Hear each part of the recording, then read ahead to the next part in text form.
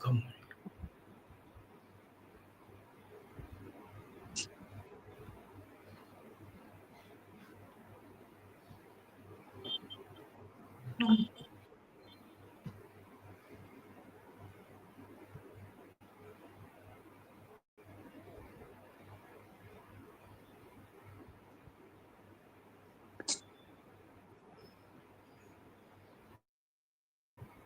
So there is one paper, sir, personality development through life enlightenment skills.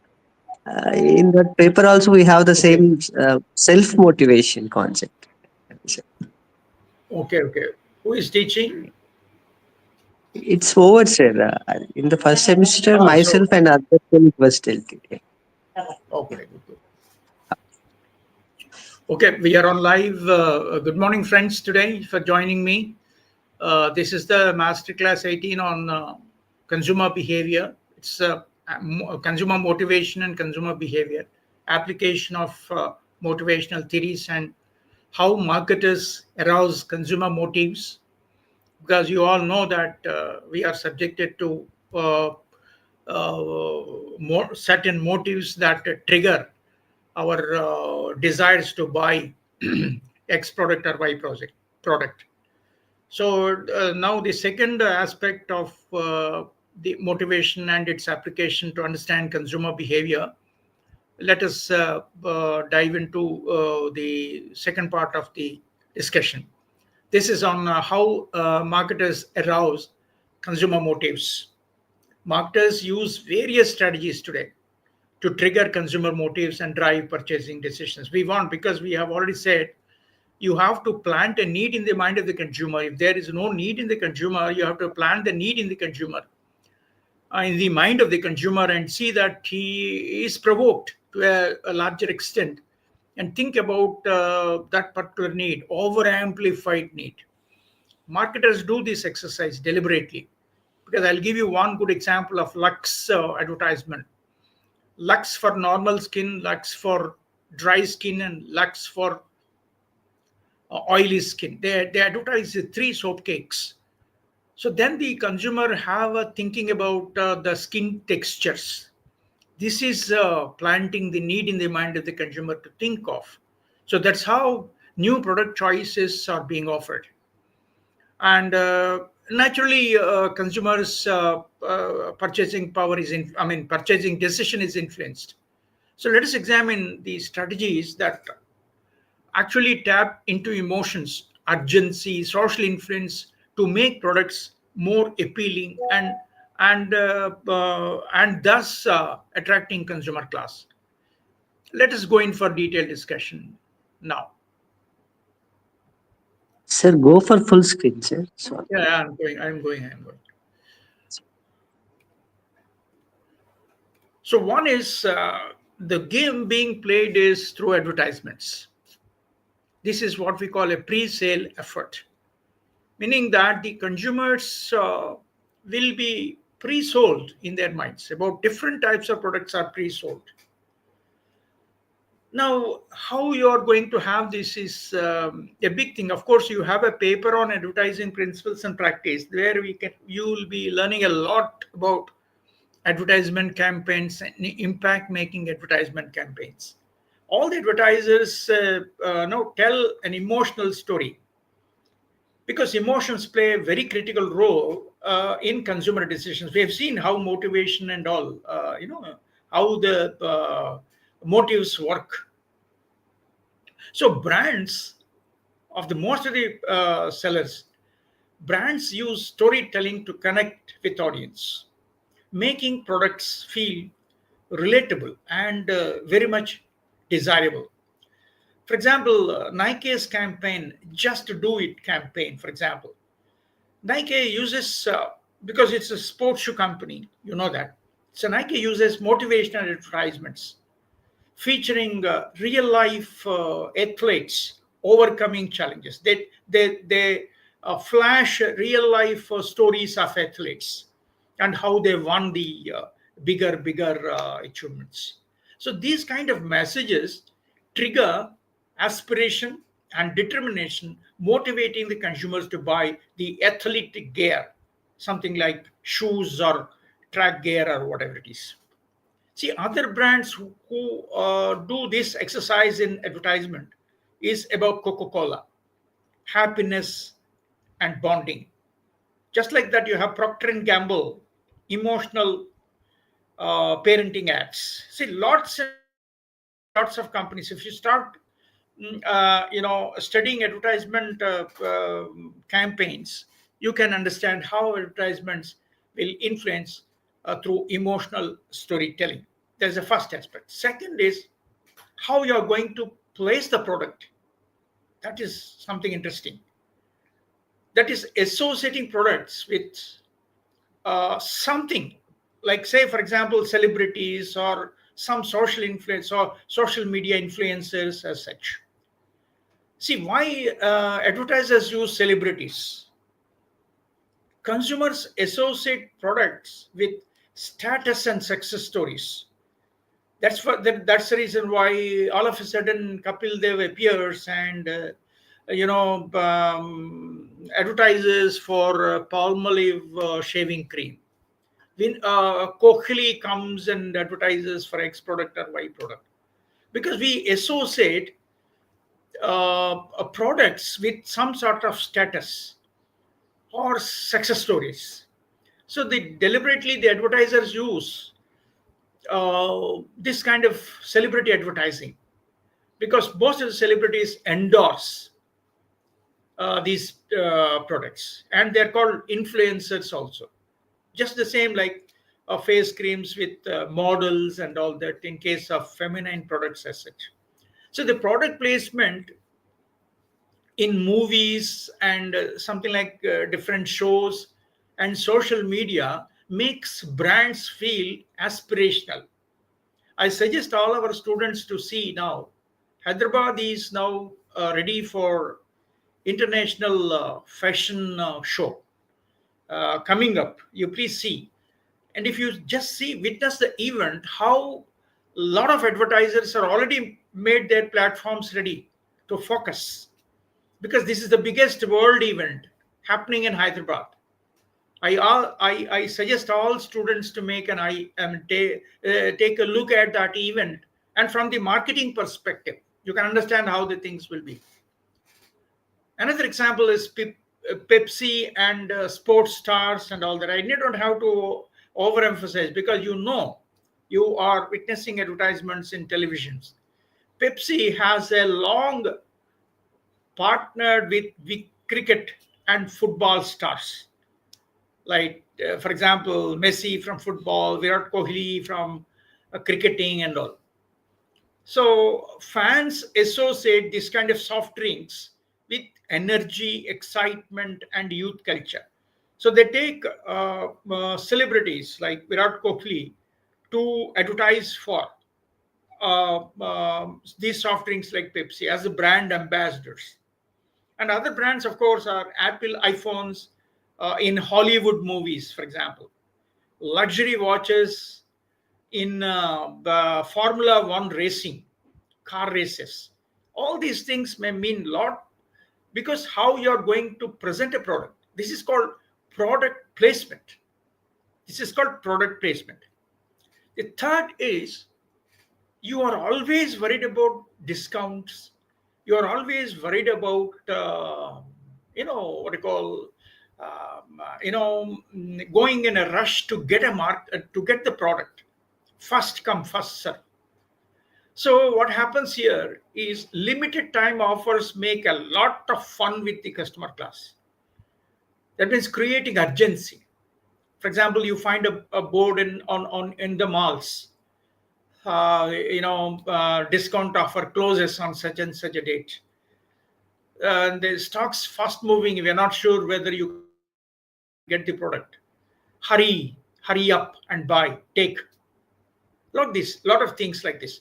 So creating urgency and scarcity in consumer fear. That's something. That's what we call FOMO strategy, fear of missing out.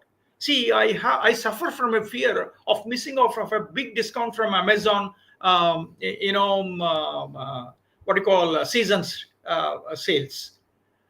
So when the consumers see these limited time deals, Urgency drives impulsive buying behavior. So that's something very interesting strategy that the marketers adopt.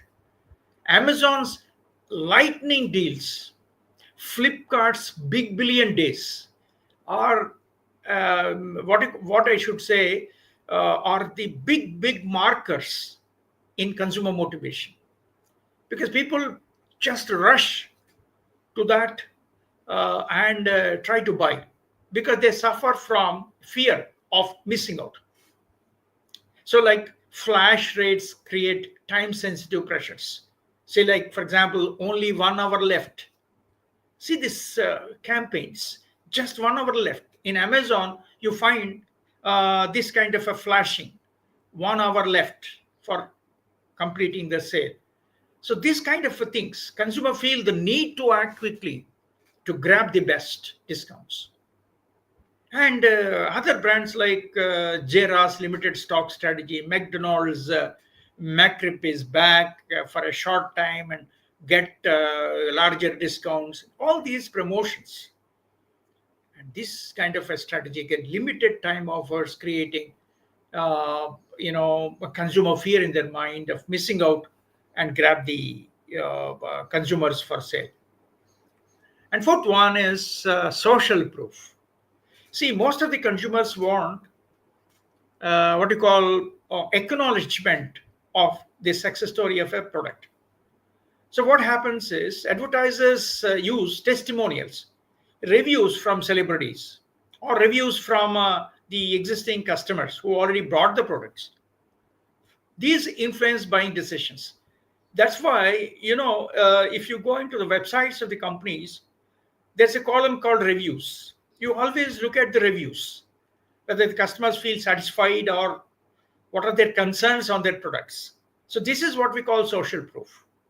Consumers always rely on others' experiences before making purchases because we want to know the established fact of satisfaction of other consumers that drive us for a purchase. So that's why marketers take a positive note on carefully looking at these websites where they flash positive reviews, influencer testimonials. They put all these things in their website, and user generated content that created trust and credibility. So most of the time, you go with Amazon's product reviews and ratings are flashed in Amazon store. You find it in the app. We are prompted to know the product's efficiency, performance through product reviews and ratings. So products with high ratings, it goes without saying, the products with high ratings and thousands of reviews definitely drive sales, isn't it? Actually, because there are thousands and thousands of satisfied customers for that particular product. We also run after that kind of a product. So consumers trust peer feedback. See, advertisement we don't believe. We believe our customer class. When the other customers like us, give the product review positively, it becomes a very important factor for me to take a stand on whether to buy or not to buy. So consumer trust peer feedback. That's why manufacturers use the strategy of reviewing the product or creating testimonials and influence buying decisions through these positive reviews. All a number of things like the TripAdvisor is one of the famous travel company for travel bookings, and they throw YouTube tech reviews for their gadgets. Different examples I can tell you how these testimonials help a lot here. Then what are the key takeaways for the marketers when we talk about motivational theory and its application? First one is they create deep connections and inspire action. Once you see emotional advertisement, definitely it creates a deep connection and inspire action of the consumers. Consumer action means go to the shop and buy a product. Then celebrity influence is another factor. It boosts brand appeal and it creates aspirational value. So that also drives consumers to store and buy a product or service. Then about scarcity and urgency, deliberately offer discount seasons and all that. This kind of scarcity, creating urgency and scarcity, 1 day left only, 1 hour left only, discount offer closes by this particular date, all these are scarcity urgency creating scenarios. They also encourage impulsive buying. You don't want to buy, please note, you are not interested to buy, but you're influenced by that particular sale offer. Why can't I grab that particular discount offer? Just 1 hour left. That is impulsive buying, what we call. And then social proof, because we want to know the brand credibility. Consumers always trust when somebody else, as a spokesperson and opinion leader, says something. So marketers also create social proof. So through social proof, they create markets for the products. So what is the marketing lesson here? Yes, brands that successfully arouse motives in the consumers, they drive higher engagement, customer engagement with the products. And the customers will have a stronger loyalty towards that particular brand. And definitely the outcome would be increased sales as such. Let us examine some of the case studies here, how motivation works. Coca-Cola's Open Happiness campaign. The objective is creating emotional bond with the consumers. That's the objective, nothing else. Coca-Cola aimed to go beyond just selling a beverage. It wanted to associate its brand with joy, friendship, life's happy moments. If you find advertisements, people join in a cafeteria and enjoy, and you find a Coca-Cola bottle. So look at what it means. This campaign sought to emotionally engage consumers, making Coke a symbol of happiness and togetherness. You enjoy parties and all that. You find suddenly appearing brand Coca-Cola. So, what is the strategy and execution of this Coca-Cola strategy? Carefully follow. This is the marketing lesson for us. One is emotional storytelling in advertisements. Coca-Cola launched heartwarming commercials showing people sharing moments of joy. I was telling you, in family gatherings, celebrations, and friendships. For example, a television advertisement featured strangers sharing Coca-Cola, reinforcing the message that Coke connects people. Look at the strategy, how they are launching their products with this kind of emotional storytelling. And the second is interactive consumer engagement. Coca-Cola introduced personalized bottles. Minded, you find your name on the bottle. How good, how nice experience would be for us if you see our names on the Coca-Cola bottle. Share a Coke campaign. So this is making the experience more personal and more engaging with the customer class. So this motivated consumers to buy Coke for friends, family, and like that scenarios. So that actually boosts the sales for Coca-Cola. The third important thing strategy is public happiness activations installed by this Coca-Cola company. Happiness machines in public places, giving free Cokes, flowers, and surprises to random people who go to that what you call machine. That's something, a rare experience for the consumers to experience. This is what customer engagement means. This created a viral social media content strengthening Coca-Cola's brand perception as a happiness enabler soft drink. Such a fantastic thing. Now, if these strategies are working for Coca-Cola, let's see, the evidence is clear. What is the impact and results? Yes, here is the fact sheet. of the company's success story of this campaign. Increased sales.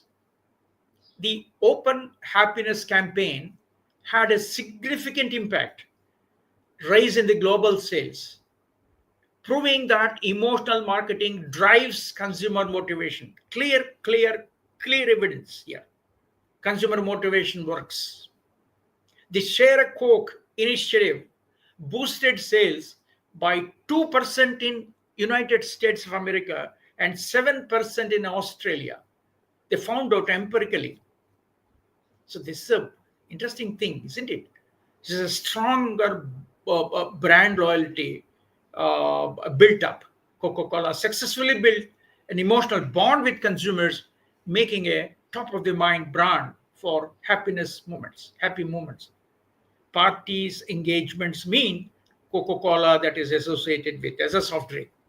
And of course, social media virality is another thing. Like the advertisements in using Instagram ads and Facebook ads and all that. The campaign is creative approach went viral globally, leading to millions of social media shares and conversations among themselves. The customers themselves shared the this kind of advertisements through. So, what is the key takeaway for the marketers from this particular case study is that consumers don't just buy products, they buy emotions and experiences. See, when you're buying a soft drink and drink it along with your friends in a party, you're not just drinking a soft drink, mind it. You are enjoying the emotional experience by being together with friends and relatives in a party. That is called emotional marketing. And emotional marketing can create strong motivation and long term brand loyalty. So, Coca Cola happiness branding shows how companies can align their products with psychological motives like joy, belongingness. These are the emotional drives. And all this worked well for them. And ultimately, there is a clear case of increase in their sales. So the final thought for this successful case study is happiness sells. This is an emotional motive, mandate, happiness. When brand makes consumers feel good, yes, they naturally connect, they naturally engage with the brand, and finally go for purchase of more and more of that particular brand. Fantastic. Next case study, which is interesting again, is Tesla and sustainable motivation. Here, I tell you more about this transport creating a lot of problem in urban environments like metropolitan cities and all. There are multiple number of cars on Indian roads today. Number one is affordability, because the companies are engaging with the customers with the what you call flexible price policy, in the sense that installment purchases, even cars also align with the financial institutions by giving you loans and all that. So what happened was there is a large scale increase in cars. If you see in Hyderabad, minute to minute competition goes on to see that thousands and thousands and thousands of cars on the roads in Hyderabad metropolitan city during the peak hours. People get locked up even half an hour, 45 minutes on traffic jams. That not only that, the second important problem is carbon emissions. Petrol and diesel cars are creating havoc. Take the case of Delhi, for example. The air got polluted. Even schools are asked to close for a few days because the air quality index is falling very fast in Delhi. So these are the environmental concerns. Now the major issue is carbon footprint. That means who is making a problem? I mean, who is creating a problem means these. cars because of petrol and diesel combustion. This is a major issue, carbon footprints. So there's a major concern for the government to control this. See, you can't control, you can't say that, you're not supposed to drive a car and get out of this. No, it's not possible for such kind of rigid restrictions to be thrown on the head of the citizens now. So they are free to have their own vehicles. So this is the biggest problem. And sometimes, some of the programs that are planned in the case of Hyderabad city, that software industries have announced timings for exiting the employees from their companies, stage by stage, so that there will be no big traffic jams and not creating a big havoc in the city. So these are some examples that I can give you. But here the problem is, we all of us are becoming eco-conscious because we want a clean air, isn't it? We want a clean air. We want a clean environment. So what are these products are when the multiple products are coming into the market and we are using it irresponsibly and throwing the waste here and there, creating lot of environmental concerns. Tell me, whose responsibility is this to create a clean globe and hand over to the next generations? It's not your property. Globe, you have taken it for rent. Mind it. You have to preserve it. You have to conserve the natural resources to be handed over to the next generation. You're born, you create a lot of havoc on the globe, and you die. So don't you think that you're supposed to maintain globe in its proper condition? The answer is yes, you're obligated. That's the reason why there is a lot of emphasis today on eco-consciousness in consumers as well. So this is where Tesla created sustainable motivation. Tesla's, cars, electric cars from Elon Musk company. Tesla primary goal was to attract consumers who prioritize sustainability while also seeking innovation and status. It's a modern car, new technology, self-driven, whatever, new models, but it is absolutely a product which prioritizes sustainability. So by positioning itself as a brand that blends not simply luxury, technology, but also environmental responsibility. So that's the reason why Tesla motivated a new wave of buyers, those who care about both prestige and planet-friendly choices, because that's an electric vehicle.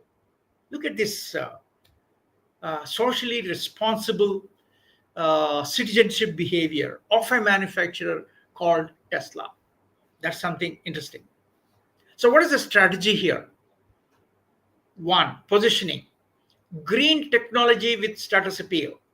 Green technology means what? Sustainability. We want environment. See, my product should not create any sort of damage to the environment by way of pollution and whatever it is.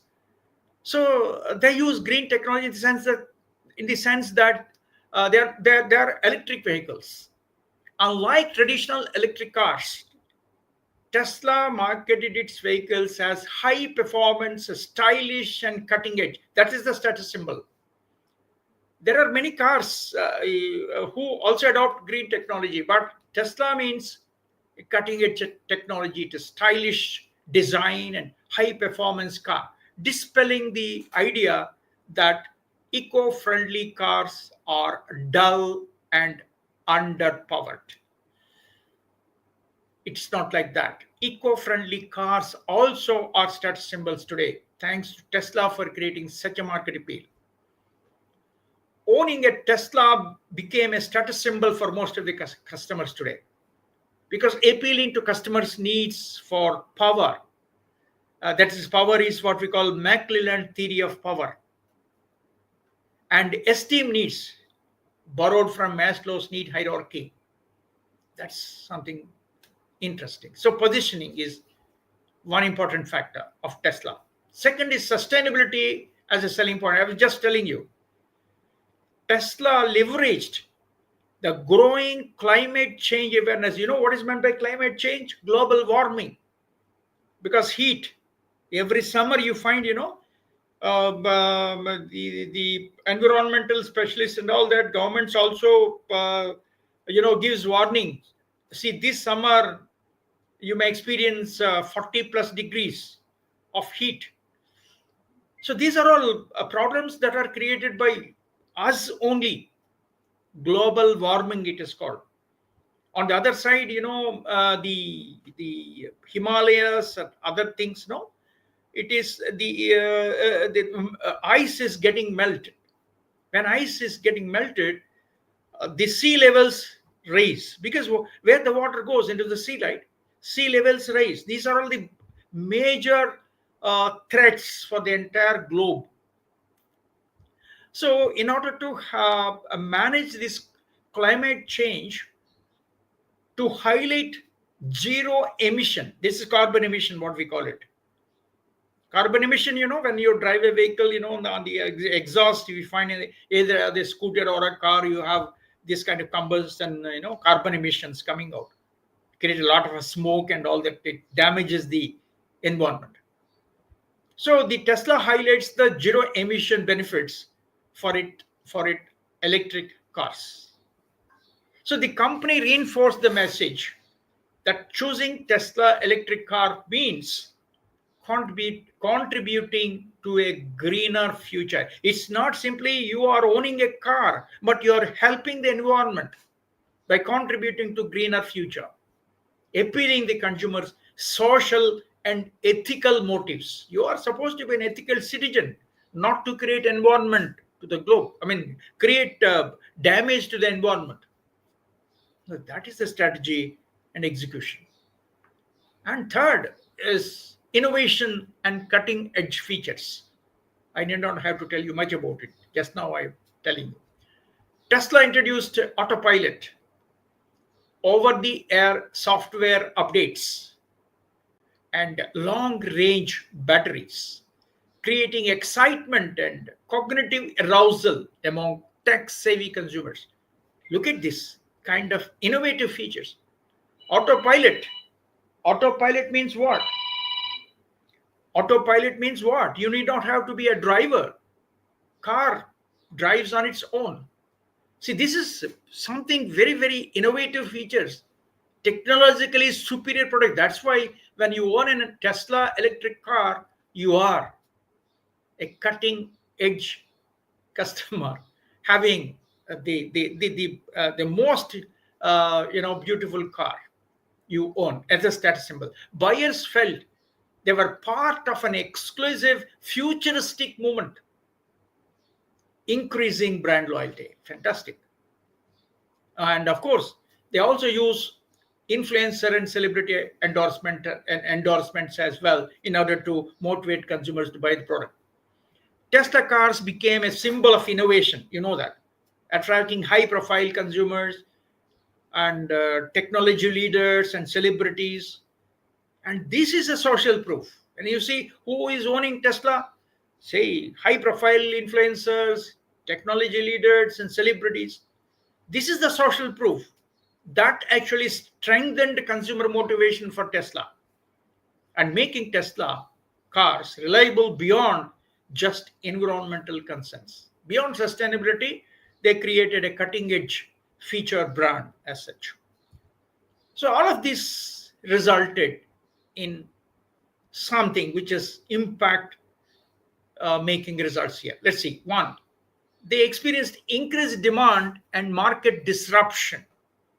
Tesla redefined the electric vehicle industry, making electric vehicles aspirational and mainstream. See, earlier when electric vehicles are introduced, people were very skeptical that it is okay, this is not a good thing and we need to go for only petrol and diesel cars only. People were not accepting at all. But this model of Tesla became one of the best selling electric vehicles globally. Model 3, they call it, proving that consumers value sustainability, not only sustainability, saving the globe, but status symbol. That's a prestige. So the second point we say the impact is they won brand loyalty and community engagement because Tesla owners formed a passionate community, reinforcing brand's impact through word of mouth marketing. Because that's why we tell you when a satisfied customer is much more than an advertisement campaign. A dissatisfied customer, the word of mouth goes, and you are put in a lot of difficulties. Manufacturers will be, the brands will not be bought and will not be sold also. So many Tesla owners became brand evangelists. This evangelism is a Christian term from Christian religion. Evangelist is that they what do you call, promote the God. Brand evangelist. I promote my Tesla because I'm the owner of Tesla. Wherever I go, I demonstrate my Tesla car, and I talk too much about my the brand and product quality or whatever it is, recommending the product not just for sustainability, eco-friendly nature of the product and all, but also superior performance and technology, status symbol, whatnot. Next, again, is a higher willingness to pay because it's a little costlier car. Yes, of course, but then unlike traditional car buyers, Tesla consumers willing to pay a little premium because they believe that the brand's vision, value, and status and innovation it represents. See, even it is a premium priced vehicle, customers are in a queue to buy Tesla. The higher willingness to pay. All these are the advantages of Tesla when they market it, because this all, how do they play with consumer motives and how do they generate consumers' interest in a particular brand. Now, what are the key takeaways for the marketers from this particular case of Tesla? One, sustainability alone is not enough. It should be combined with product innovation, product prestige to drive motivation in the consumer class, that it should appeal to the consumer class as a status symbol. The second is social identity plays a crucial role in purchasing decisions. People buy not just for need, but for status, for values, and for experience. And Tesla is a product where which has projected itself as a status symbol. Having a car is okay, that's okay, but having a Tesla car is something which is what you call associated with some social status or whatever it is. So Tesla's success shows that the consumers respond to both eco-friendly consciousness. This is intrinsic motivation because everybody wants, no, my globe should be preserved and all that. I'm not supposed to create any sort of inconvenience to environment and all that. And then extrinsic factor is, see, I want, because I'm owning a car, I also have a social status and all. It's innovation. It's what you call a superior product with superior features and all. This is extrinsic motivation. So the final thought what I can give you is this: sustainability sells best when it is aspirational. Tesla did not just sell electric cars, mind it. It sold a lifestyle, a vision for the future. They give a product, at the same time conserve the environment. See this fantastic approach, Tesla's environmental sustainability oriented advertisements and product positioning. Interesting. Another case study I give you about fear appeals in marketing. You know how fear appeals work? I was telling you earlier. How fear appeals work in marketing. Using fear-based motivation to change consumer behavior. Of course, you may say that creating fear is unethical. No, it's not. Because we have a very clear marketing campaign set. and you have to create a fear appeal only. For example, I tell you one good example. You might have seen Ketan kitchen fans. Have you seen Ketan kitchen fans, please? Ketan kitchen fans advertisement, a full page ad. It reads like this. The headline is, "Are you cooking or are you being cooked in the kitchen?" That is the headline. I mean, focusing on to the women. Are you cooking or are you being cooked in the kitchen? And the narration goes, the kitchen, if the sticky kitchen, you are not cooking or you're being cooked. Your health is at risk. So all the fumes you're inhaling, all the flames you're inhaling, you go in for a lot of frying and all that, a lot of exercise and cooking. Where the exhaust is. No. So you this image created a sort of a fear appeal, a little influence that's created. So when a housewife looks at this advertisement, are you cooking or are you being cooked? So then what is the solution? It continues to say you're inhaling so many fumes and all that, that may be creating health hazard, your lungs get affected and all that. So what is the solution? We have a fan, Ketan kitchen fan. All extra fumes, etc., go out through exhaust fan. Look at this. Anything can be an appeal, but here they choose to have a fear appeal. See, the objective of fear appeals is to change consumer behavior. Say, for example, these anti-smoking campaigns that are run by government and health organizations worldwide have implemented these fear-based smoking, anti-smoking strategies to reduce smoking rates. Because even on the cigarette pack itself, it is written, it's called statutory warning: cigarette smoking is injurious to health. But that's, its social awareness is to be created and all that. The primary goal to create this kind of psychological discomfort and fear, discouraging individuals from smoking by emphasizing the severe health consequences. You know how health advertisements are, like hospitals or whatever it is. Health is anybody's first priority, isn't it? Take the case of a life insurance advertisement. Have you seen life insurance advertisement? Why do you buy life insurance? The name implies life insurance. The life insurance market is surrounded by the danger of death, naturally, because the major aspect of life insurance is when a principal member of the family dies, if his life is insured and the dependents get money. Can you go to a prospective buyer and say, open a conversation like, if you die, what happens? So death is a bitter pill. Nobody is interested to swallow straight away. So you have to create a fear in a very gentle fashion. Now, how advertisements, or life insurance advertisement, have you seen?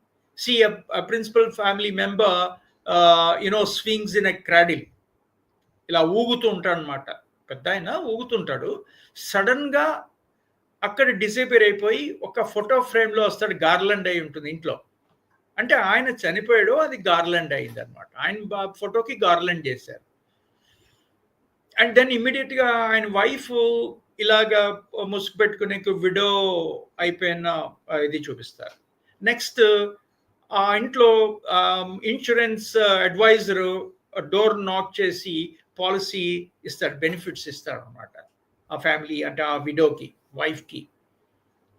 అంటే just see, అంటే death అనేది ఎలా అయినా చూపించవచ్చు. For example death, burial ground, గోల, గందరగోళం. This is a very unhygienic atmosphere where we are not interested to swallow. ఎందుకంటే fear appeals create చేయడం చాలా కొంచెం కష్టంతో కూడుకున్న పని అనమాట. అలాగే ఫర్ ఎగ్జాంపుల్ మీరు ఫేస్ క్రీమ్స్ కానీ, మీ బాడీ లోషన్స్ కానీ బ్యాడ్ ఆర్డర్ ఉంటే ఏమవుతుంది చూసారా? Colgate ads. ఒక దీంట్లోకి వస్తాడు, ఒక పార్టీలోకి వస్తారనమాట. మాట్లాడుతుంటే గర్ల్స్ అందరూ దూరంగా జరిగిపోతుంటారు అనమాట. ఎందువల్ల అంటే అతనికి మాట్లాడితే ఫౌల్ ఆర్డర్ వస్తుంటుంది అనమాట. ఫౌల్ ఆర్డర్ వస్తుంటే ఎవరు దగ్గర నిలబడి మాట్లాడతారు? Conversation not possible. So శ్వాస మే బద్బు అది ఫియర్ appeal అనమాట. జెంటిల్గా చూపిస్తారు. That's how it goes. So the primary goal is to create a psychological discomfort and fear. So this is something very interesting. A lot of case studies are there when we talk about fear appeal. We take another opportunity for us to discuss about how fear appeals work in marketing. Then what is the strategy execution here in the case of this kind of fear appeal oriented things? Graphic warnings on cigarette packs. Many countries mandated graphic health warnings like diseased lungs, oral cancers, damaged organs when you smoke. See, on cigarette packing you're supposed to place all these graphic warnings. These visuals activate fear-based motivation and making consumers more aware of smoking risks. So for example, I'll tell you, in Australia, plain packing laws with disturbing images led to a decline in smoking rates. It's a clear case, empirically found out. Look at how these fear appeals work. And handwriting TV and digital campaigns. For example, advertisements featured real life testimonials from former smokers who are subjected to health disorders and all.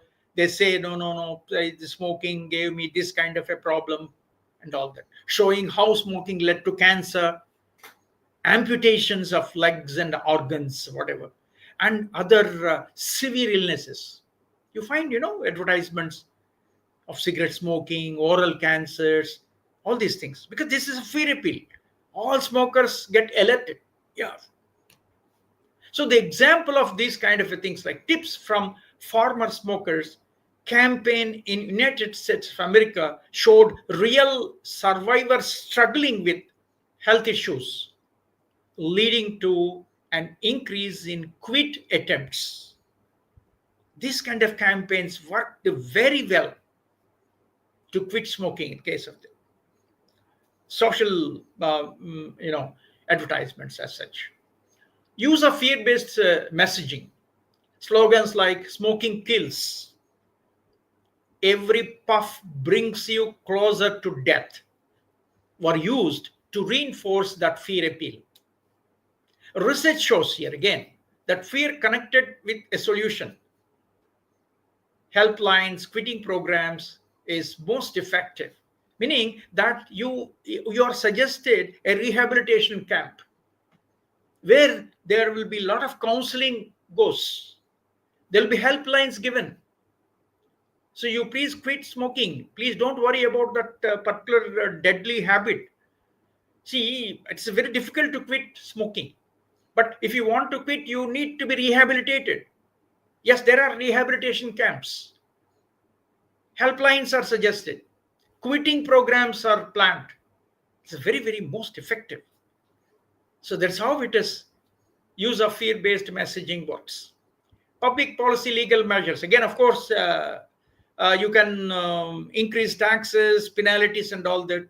High taxes and banning smoking in public places. Even if you consume liquor and drive, you will be tested. Once you're tested, you will be penalized. Breath testing takes place, in roads, and the traffic police constables stop your vehicle and test. You're driving drunk, you're caught. Just like that. So restricting tobacco advertisements were also used to enhance the impact. So these measures added external pressure alongside the fear-based motivation. Why I am saying this is fear is another important motivating factor, how it works when we talk about motivation. So the impact and results I need not have to tell you again. In this case, also smoking and anti-smoking campaigns. Countries with strong fear-based campaigns saw a very, very significant decline in smoking prevalence.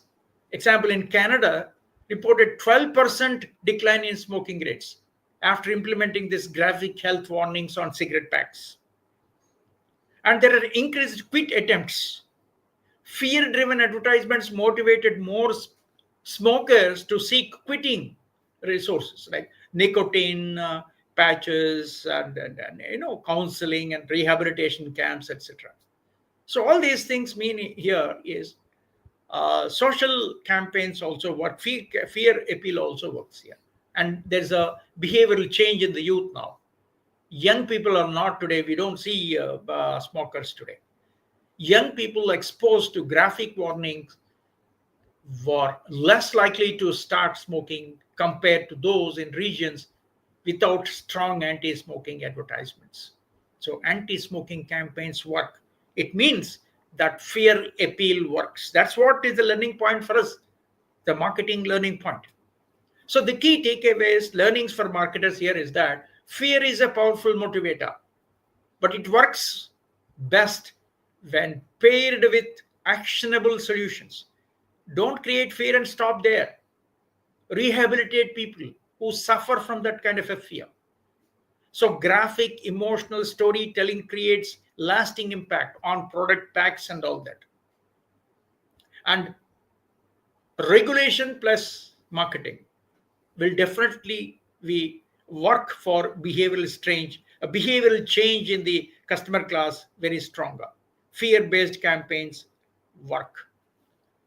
So let's examine again here impact of consumer motivation on buying decisions before we close for this particular session. Consumer motivation directly influences whether a purchase is high involvement. High involvement means requiring extensive thought and research. That means,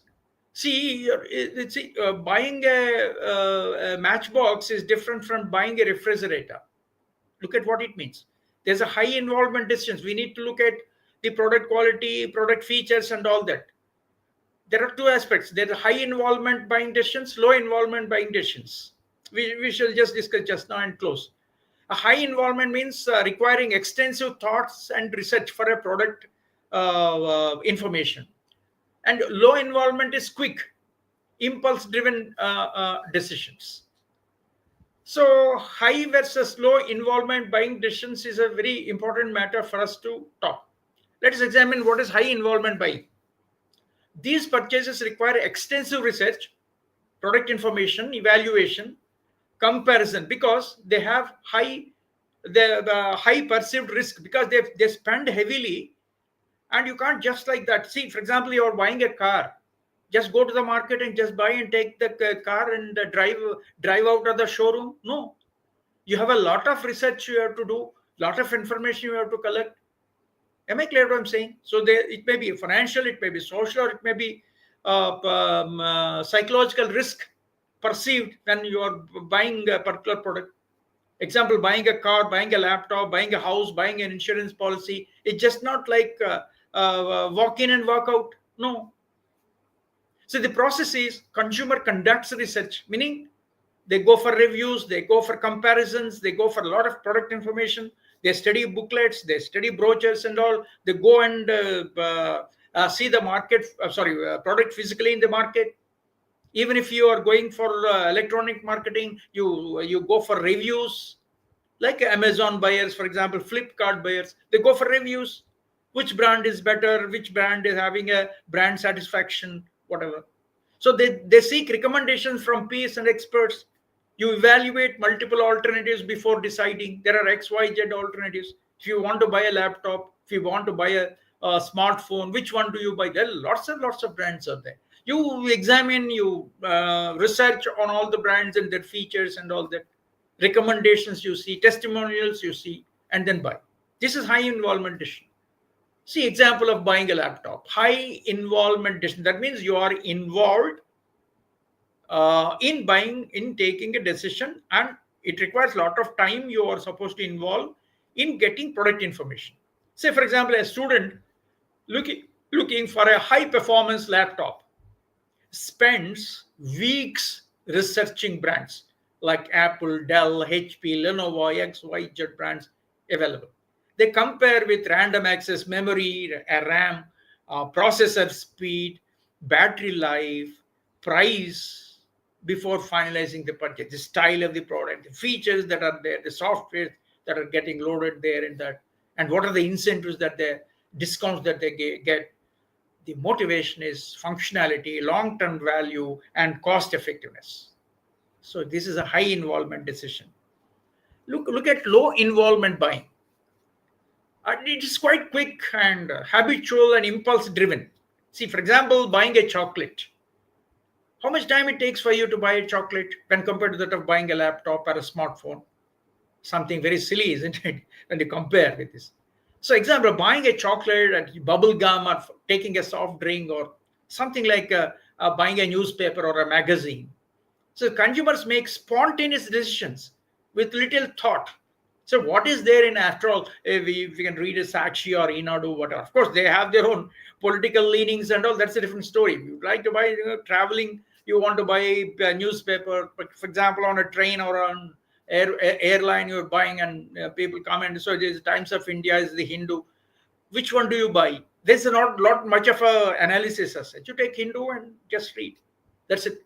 So consumers make spontaneous decisions with little thought.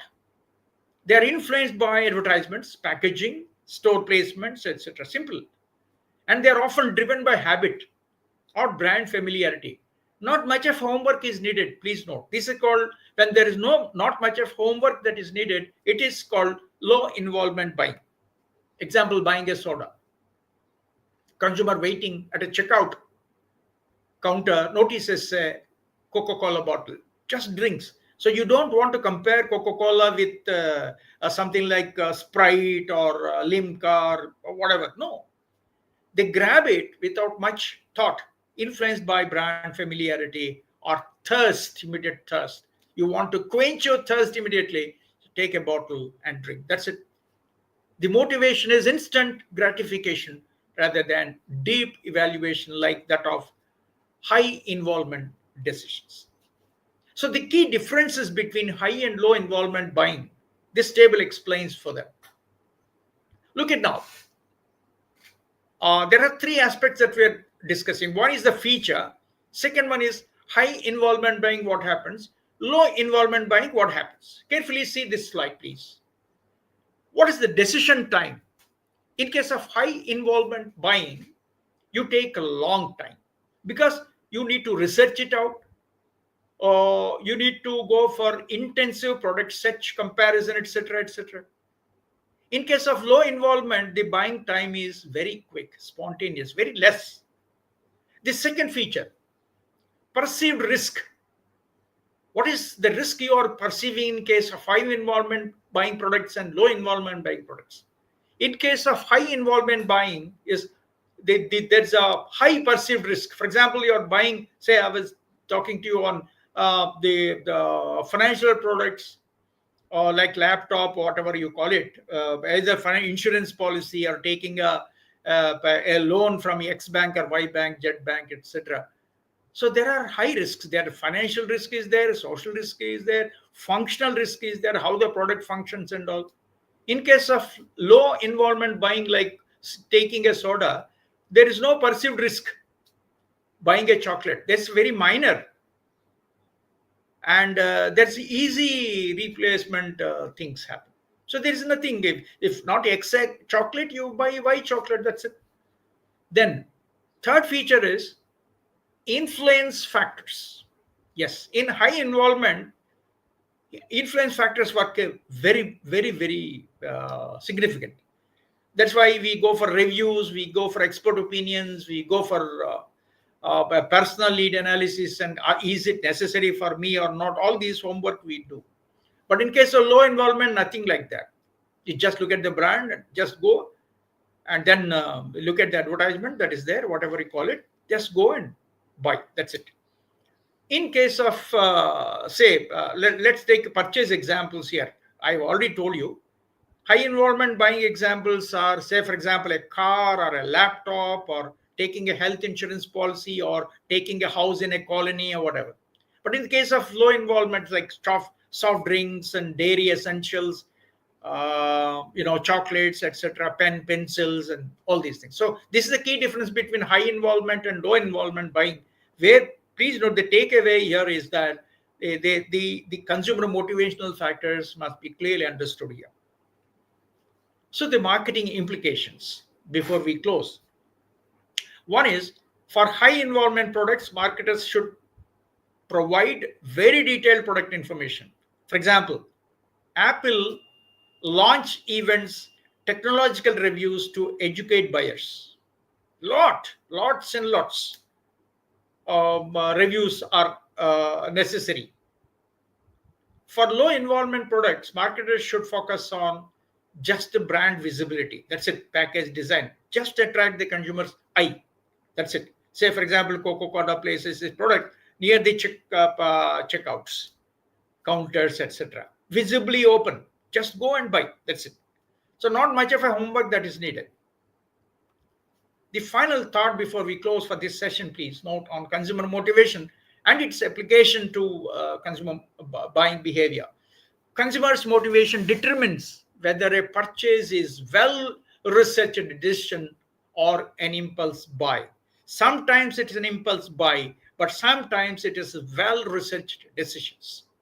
So the marketers must have to understand clearly these motives and have to tailor their strategies accordingly to influence both types of consumers effectively.